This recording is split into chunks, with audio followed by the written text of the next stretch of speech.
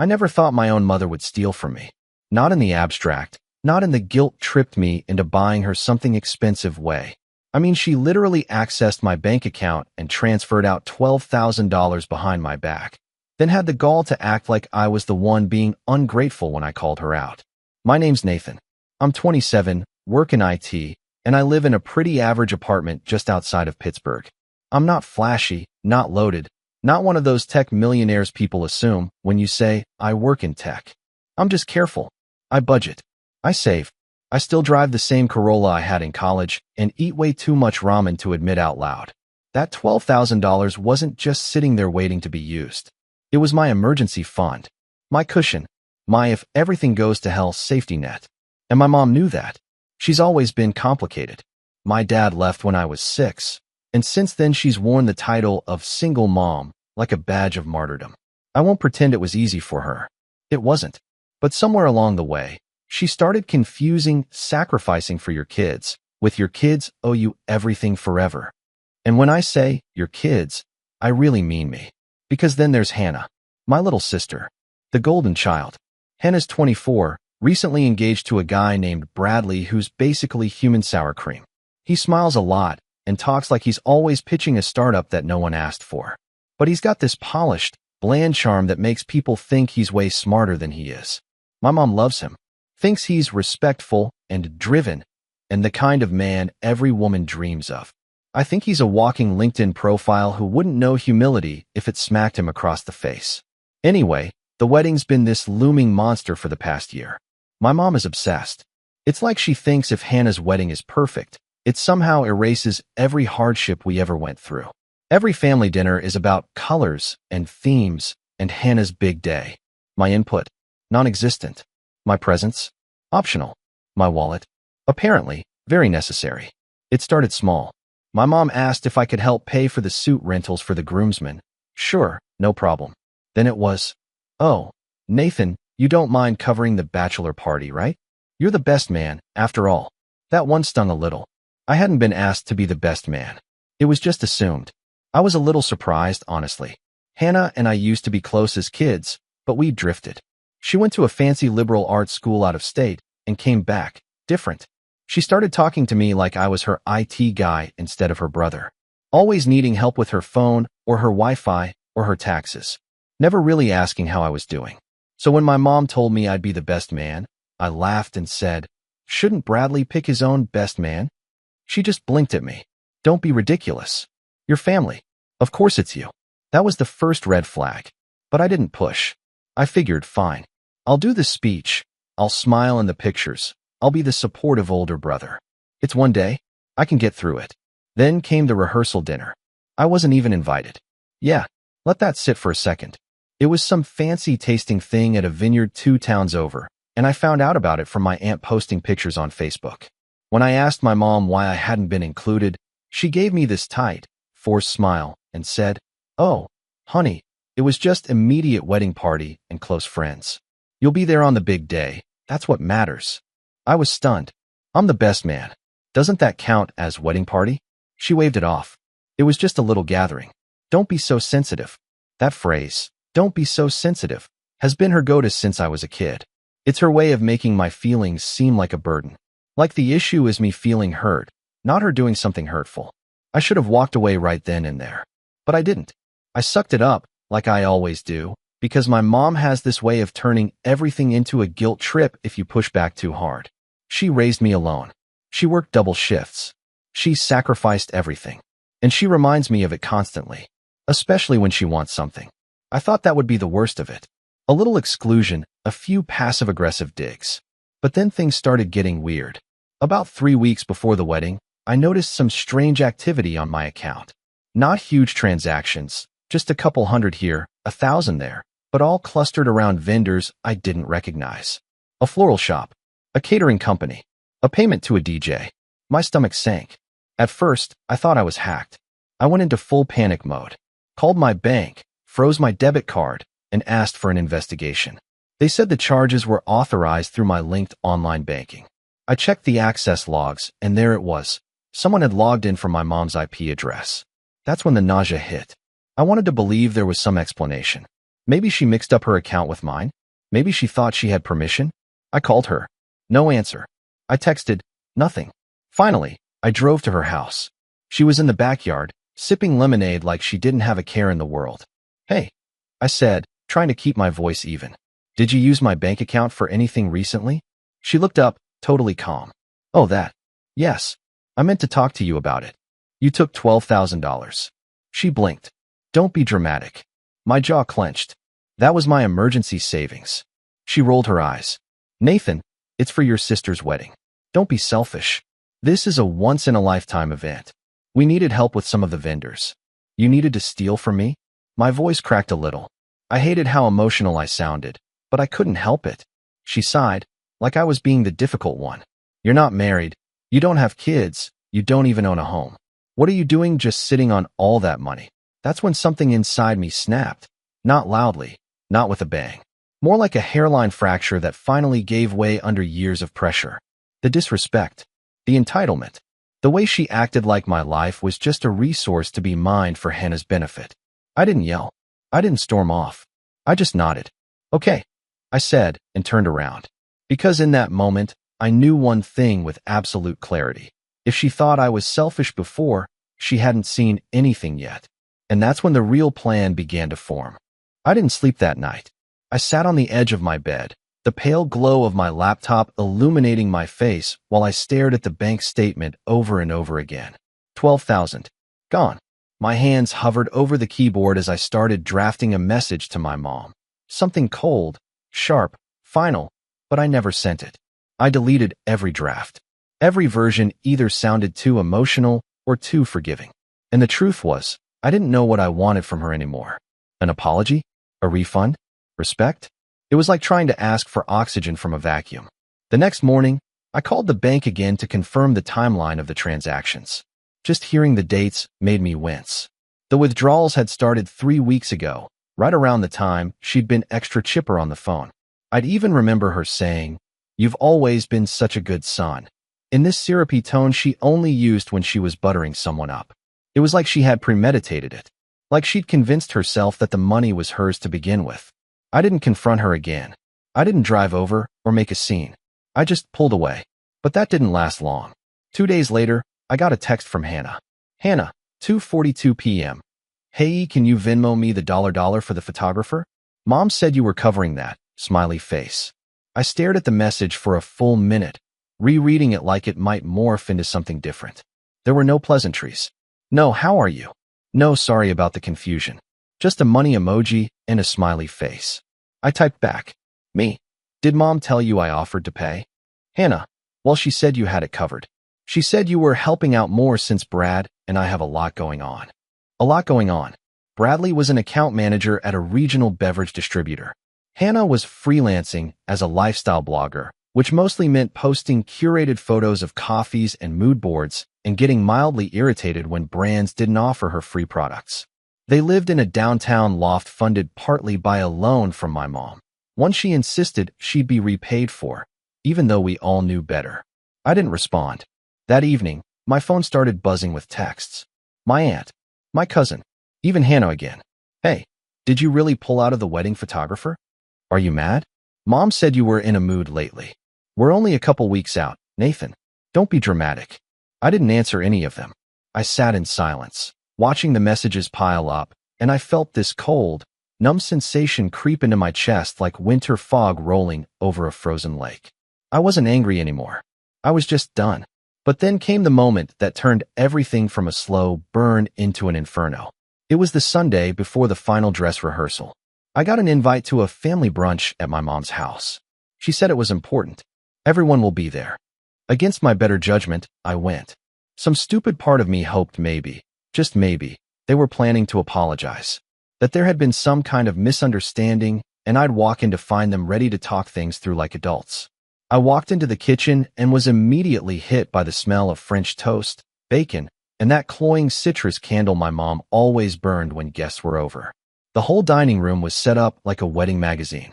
Polished silverware, folded napkins, little paper name cards. Except there wasn't one for me. I stood there, awkward, holding a bottle of orange juice I'd picked up on the way. My mom turned around with a big smile and said, Oh, good. You're here. Go ahead and take a seat. Where? She blinked. At the kids' table. I looked over. In the living room, she'd set up a folding card table with 3 of my younger cousins, ages ranging from 9 to 14, already sitting and poking at their waffles. I let out a breath. Is this a joke? She narrowed her eyes. Don't start, Nathan. Just sit down. We don't have time for your moods today. I stood my ground. You want me to sit with the kids? Bradley appeared behind her, grinning like he'd been waiting for this moment. Come on, man, lighten up. It's just brunch. I wanted to launch the bottle of orange juice at the wall, but instead, I just placed it on the counter, turned around, and walked straight out. I didn't make a scene. I didn't yell. But as I pulled out of the driveway, my hands were shaking on the steering wheel. I could hear my heartbeat pounding in my ears. It wasn't about the table. It wasn't even about the money anymore. It was about the message. They didn't see me as family. Not really. I was the wallet. The silent investor in Hannah's dream life. The afterthought. The one who was supposed to give and give and give without asking for anything in return. That night, I called my best friend, Julian. He and I had been roommates in college, and if anyone understood my family dynamics, it was him. I told him everything, from the stolen money to the brunch humiliation, and he just listened, occasionally muttering, "Dude," under his breath. After I finished, there was a long pause on the line. Then Julian said something that snapped everything into focus. You know, he said slowly, if this were a business, and they treated you like this, you'd have walked out years ago. And just like that, the numbness faded. Because he was right. They'd been treating me like a business. A faceless account number. Not a brother. Not a son. And businesses have limits. Terms. Boundaries. When you cross those boundaries, you don't get more chances. You get consequences. The next morning, I scheduled a meeting with my bank. I brought every statement, every email, every screenshot of the transactions. The fraud department took it seriously, especially when I showed proof that I had never authorized joint access. The representative, a tired-looking woman named Erica, pursed her lips and said, "She's not on the account. You can absolutely press charges." I didn't say anything right away, just stared at the little gray monitor on her desk. I'm not sure if I want to go that far, I murmured, but I need control back. And that's when I found out something else. The florist? Already paid in full. The DJ? Deposits made. The venue? Still pending final payment. My mom had scheduled an automatic transfer for the following Thursday, another $3,000 from my account. She must have assumed I wouldn't notice. Or maybe she thought I'd be too passive to stop her. I canceled the transfer, froze online access, changed my passwords, added 2FA. Then I sat in my car in the bank parking lot for a long time, gripping the wheel and staring blankly at the dashboard. She wasn't going to stop. She was going to keep dipping into my account like it was her personal ATM until I either ran dry or exploded. And that's when I made a decision. If they saw me as the bank, I'd show them what happened when the bank closed. I wasn't going to yell. I wasn't going to text her paragraphs or make teary phone calls. I was going to be surgical, strategic. I was going to make her feel the consequences, not just in dollars, but in the one thing she cared about more than anything else. Control. It started with a call to the venue. I'd overheard her mention the name a few times, some rustic estate with a vineyard outside of town. I called and asked for the event coordinator. I told them I was calling regarding the redacted wedding on the 21st. I explained, politely, that I had reason to believe funds for the wedding had been obtained without authorization and that I wanted to confirm whether my name was listed as a payer. She asked me to verify some details, then paused. Actually, yes. Your name is listed on the account. You paid the initial deposit back in March, correct? My heart sank. I had no memory of this. Then I realized my mom must have booked it using my info. My card. Without even asking. I asked if I could request a statement. She said yes. Then I asked a different question. Hypothetically, if the final payment doesn't go through, what happens? Well, she said carefully. Per our policy, the event would be canceled. We allow a 3-day grace period, but after that, the date is released. I thanked her and hung up. The grace period ended 3 days before the wedding, and I had no intention of letting that final payment go through. But I wasn't done yet, because what came next was bigger than the money, bigger than even the venue. It was the moment I stopped being their pawn and started becoming the player. And that moment, it came at the rehearsal dinner, which I wasn't supposed to attend, but I did. And what I found there turned everything on its head. I wasn't supposed to show up. The rehearsal dinner was invite only. I wasn't on the list.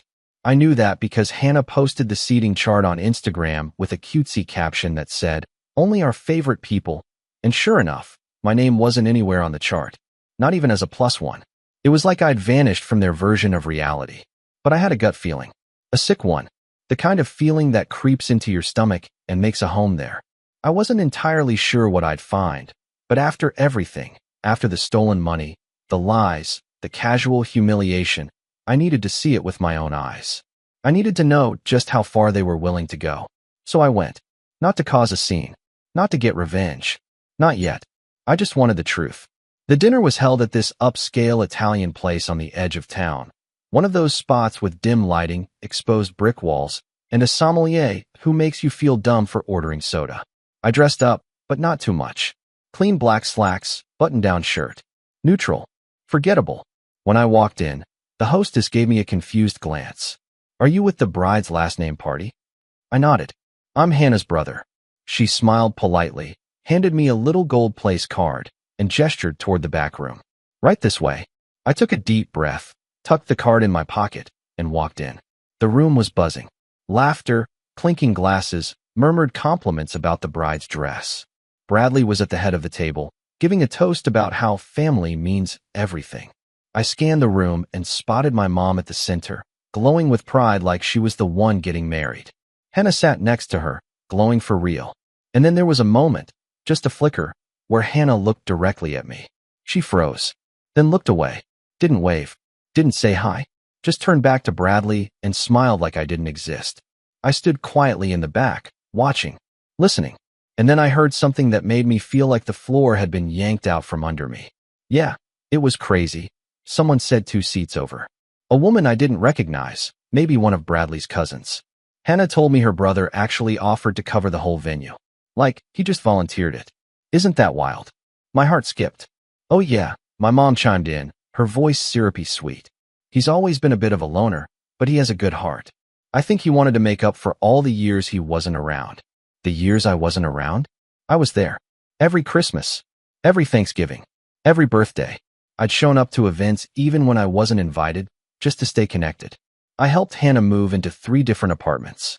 I drove 6 hours once to bring her a replacement laptop charger when she called me sobbing before finals. I missed work for her. But none of that fit the story they were telling. So they rewrote it. I left before dessert. Didn't say a word. Just walked out into the cold night and sat in my car, staring at the dashboard with my hands gripping the steering wheel. That was the fall. Not the money. Not even the stolen wedding. It was realizing that my family had erased me. I'd been turned into a background character in a story I helped fund. That night, I went home, locked my door, and didn't speak to anyone for 3 days. Calls came in. I ignored them. Texts lit up my phone like a slot machine. I turned it off and left it face down on the nightstand.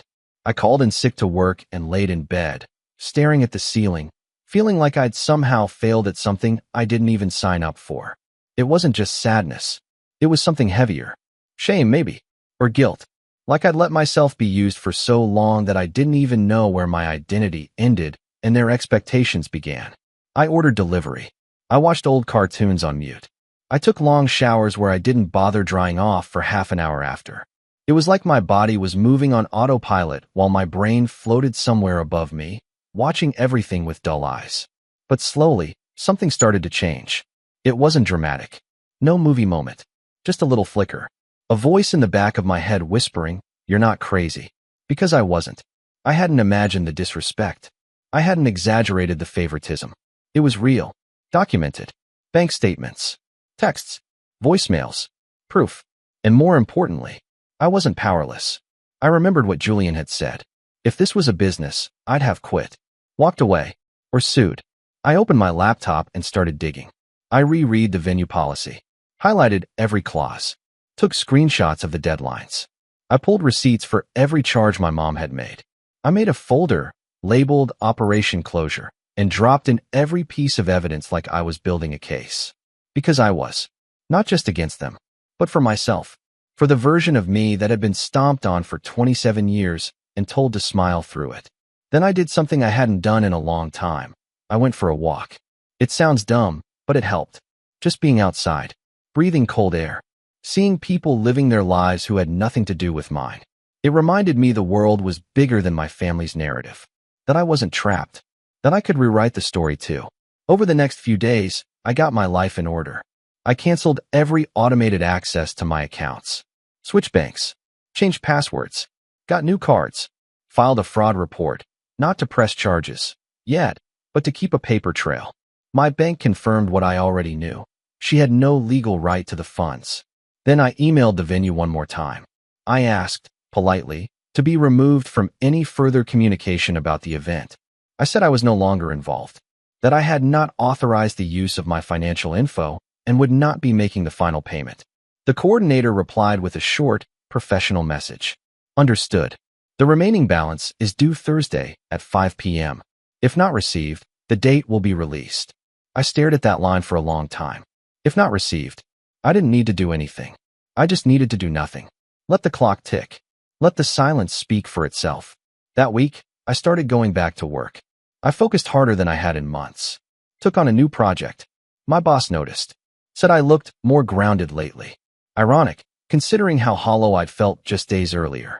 But I think there's something stabilizing about finally letting go of people who treat you like a spare part, even if it hurts. Julian and I went out for drinks on Friday. He asked how I was doing, and I surprised both of us when I smiled. Better, I said. Just better. I shrugged. For now. We clinked glasses. He didn't push. That's the kind of friend he is. That weekend, I got a letter in the mail from my mom. No envelope. Just a folded sheet of printer paper stuffed into my mailbox. It was exactly one sentence long. Don't come to the wedding if you're going to ruin it. No love, Mom. No signature. Just that. I stared at the words until they blurred. Then I crumpled it up and tossed it in the recycling bin. I wasn't going to ruin anything. They had already done that themselves. And yet, as the wedding date crept closer, I realized I wasn't quite done. Not yet.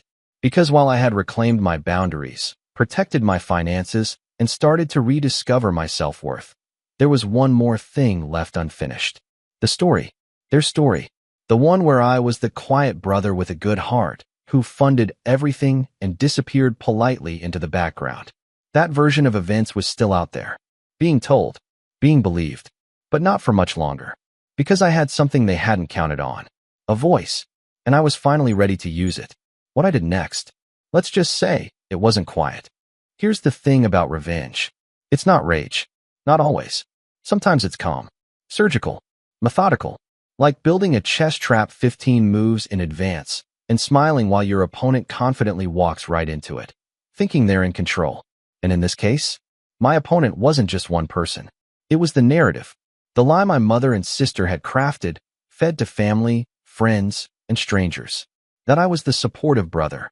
The quiet one. The generous one. The one who just smiled and paid. No questions asked. But here's the thing about stories. When you control the receipts, you control the ending. So I got to work. The final payment for the venue was due Thursday at 5 p.m. I marked it on my calendar with a big red circle. That was my clock. My deadline. The moment their house of cards would either fall or they'd scramble and pay the difference themselves, which was about $6,200. And I was willing to bet everything they couldn't. See, my mom had dipped into my savings because she couldn't afford the wedding she was throwing. She'd overcommit, overextended, told too many people too many things. This wasn't a backyard potluck. This was a 200-guest event with a string quartet, 3-course dinner, champagne tower, and a custom monogrammed aisle runner. They didn't just need the venue, they needed the fantasy. If it got canceled, it wouldn't just hurt their bank accounts. It would destroy the illusion. But I wasn't satisfied with just letting the clock run out. I wanted the truth to come out. Not through confrontation, through documentation. So I gathered every receipt. I created a new email address, anonymous, untraceable, with no name attached. I opened a fresh Google Drive folder and uploaded everything.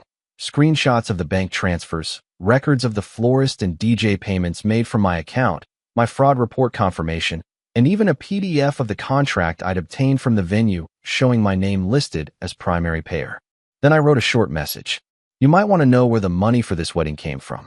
Attached are documents showing unauthorized charges made from my personal bank account by bride's mother for services relating to the bride/groom. Wedding. I'm not asking for anything. I just think you deserve the truth. I didn't send it to my mom. I didn't send it to Hannah. I sent it to Bradley. To his personal email, his work email, and, just for good measure, his mom.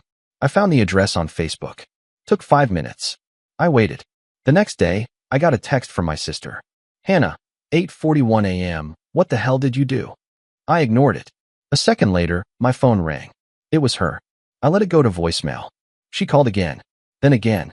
I finally picked up on the fourth ring. My voice was calm. Hey, you sent Bradley bank statements? She hissed. Are you insane? Did I say anything that wasn't true? That's not the point. You're trying to ruin my wedding. No, Hannah. I'm not trying to ruin your wedding. I'm trying to stop being used. There was a pause. I could hear her breathing hard on the other end. Then she said something that almost made me laugh. You don't understand how much stress Mom's been under. Oh, I understood. I understood exactly how much stress I had been under. Watching my own savings drain away while being told to smile and pose for photos with the people draining it. She stole from me, I said, keeping my voice even. I'm done pretending that's okay. You could have just talked to us. I tried. Remember brunch? When you let me eat waffles with the 9-year-olds. She was silent. I'm not your wallet, Hannah, I added. I'm your brother. And for the record, I never agreed to be your best man. You're not, she snapped. Perfect. I hung up. And that, I thought, was that. But the next day, something surprising happened. Bradley called me. I almost didn't pick up, but curiosity got the better of me. Hey, he said, his voice low and shaky. Can we talk? About what? I didn't know, he said quickly. I swear to God, Nathan, I didn't know about the money. Your mom told me everything was covered, but she never said it was coming from you. She made it sound like she'd taken out a loan. I didn't say anything. He continued. Listen, I know we're not close, but I just wanted to say I'm sorry. That's messed up. I talked to my parents. We're going to try and cover the rest of the venue if we can. But I had to tell you, man, I respect you for standing up for yourself.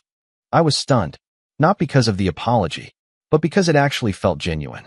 Thanks, I said after a beat. That means a lot. And for what it's worth, he added, I don't blame you for pulling out. I would have done the same thing. I ended the call in a daze. That night, I sat on my balcony with a cheap beer and stared at the city lights. The cold air felt good, crisp, honest. And then another thought crept in. I'm not done yet. Because while I'd removed myself from their narrative and let the final payment tick toward its doom, there was still one last card I hadn't played. See, when I'd initially checked with the venue, I'd asked if my name was listed on the account. The coordinator had said yes, that I had signed the initial agreement. I hadn't remembered doing that until I found the email. It was from my mom. Subject line. Can you e-sign this for me real quick? It had been one of those rushed mornings months ago, and I didn't even read the doc. Just clicked the link. Scrolled. Signed. That signature made me legally liable for the deposit, but it also made me technically the client, which meant I had the right to do something else. Change the booking. I called the venue again and asked if I could move the date. They paused. Well, technically, yes, as long as it's before the balance is paid. But we'd need written confirmation. I thanked her and hung up. No, I wasn't going to change the wedding date. But now I knew I could. The power dynamic had shifted completely. They wanted the fairy tale. They were going to have to beg for it. But I didn't want just power. I wanted clarity. So I did something that scared me. I called my mom. She picked up after 2 rings, voice clipped. What do you want? I want to talk. You've done enough talking. I took a breath. I'm giving you until Thursday at 5 p.m. to pay the venue balance. After that, they cancel. Your choice. You wouldn't. I already did, I said. Your access is gone. Your transfers are blocked. And if you try anything else, I will file charges. You ungrateful little son? Yeah, I know. I'm the ungrateful one for not letting you rob me blind. You're ruining Hannah's big day. No, I said steady. I'm just making sure it's no longer funded by theft. And then, before she could launch into another guilt-laced monologue, I hung up. I knew she'd never forgive me, but I also knew I'd finally stopped letting her control the script. Now all that was left was to wait. Tick, tick, tick. The clock was running. The week of the wedding, I didn't hear a word. No more angry texts. No late-night voicemails. Not even cryptic Facebook posts. Just silence. And silence, I've learned, is its own kind of scream. The absence of sound from someone like my mother doesn't mean peace. It means pressure. It means they're scrambling behind the scenes, trying to hold the illusion together before it shatters. Thursday at 5 p.m. arrived like the climax of a slow-burning thriller. I was at home, sitting at my desk, watching the seconds tick down on my computer clock. A cup of tea sat cooling beside me. My phone was on airplane mode. I didn't want a single notification interrupting the moment I took back everything they thought they had taken from me. At exactly 5:01, I opened the email from the venue. Subject: Payment status: bride/groom wedding, March 21st. Hello, Nathan. As of our 5 p.m. deadline, the remaining balance of $6,200 was not received.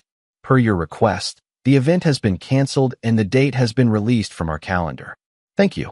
Coordinator name, venue name, events team. I leaned back in my chair and closed my eyes. It was done. No fireworks. No dramatic music. Just closure. But the fallout? That came fast and loud. My phone, once turned back on, lit up like the Vegas Strip. Missed calls from my mom, Hannah, even my Aunt Liza, who never calls unless someone dies or forgets her birthday. And then came the post. Hannah took to Facebook that night with a tearful selfie captioned, "Heartbroken. After a year of planning, our dream wedding has been stolen from us. Please respect our privacy during this difficult time. Hashtag betrayed by family." Oh, the irony. The comments poured in.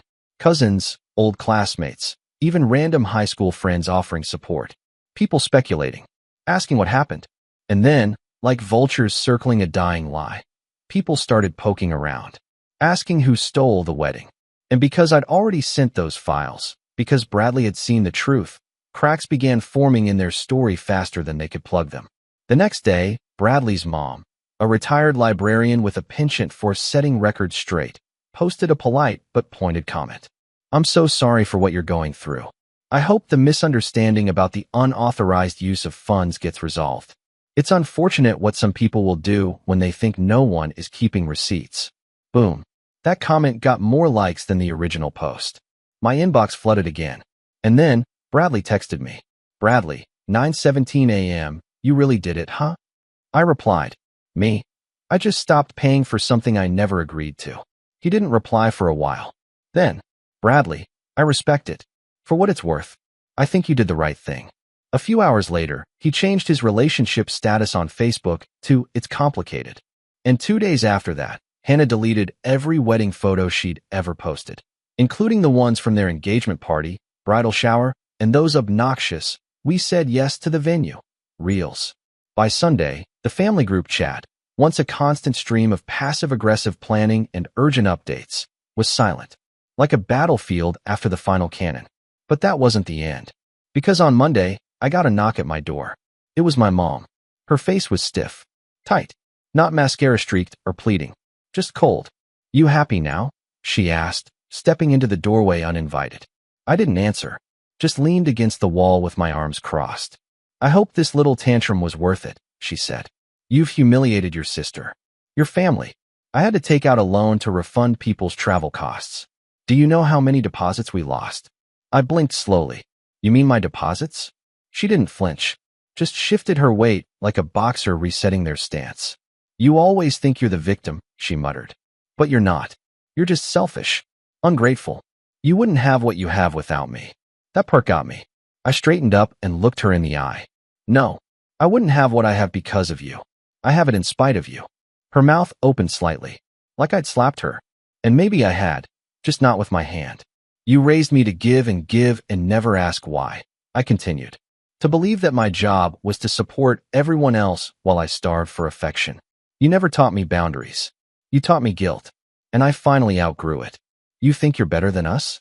I know I'm better than who you tried to make me." That silence again. Cold.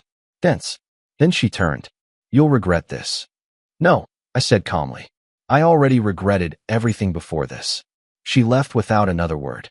And that, truly, was the last time I saw her. The aftermath unfolded slowly. Hannah and Bradley broke up a few weeks later. No public drama. Just a quiet unfollowing, a few cryptic quotes posted to Instagram stories, and eventually, silence. My mom told the rest of the family that I'd ruined the wedding out of jealousy. Some believed her. Others didn't. A few reached out quietly to say they understood, that they were proud of me for finally standing up for myself. But none of that mattered. What mattered was that I was finally free. Free from the narrative. Free from the guilt. Free from being the family ATM with a smile stitched to his face. I kept my job. Got promoted a few months later, actually. I used the money I saved from the canceled wedding to take a solo trip to the Pacific Northwest. Rented a cabin. Hiked through the trees. Sat by a fire at night with no cell service and just the crackle of pine logs to keep me company. For the first time in my life, I felt peace. No noise. No obligations. Just me. A few people still ask why I went to such lengths. Why I didn't just talk it out, or be the bigger person. But those people have never been slowly erased by their own family. They've never watched their own story get rewritten without their consent. They've never handed over parts of themselves, money, time, self-worth, only to be thanked with silence and expectation. My revenge wasn't explosive. It was quiet, steady, earned, and it ended not with their downfall, but with my freedom. That was all I ever wanted. And now? Now I finally have it. The bank is closed.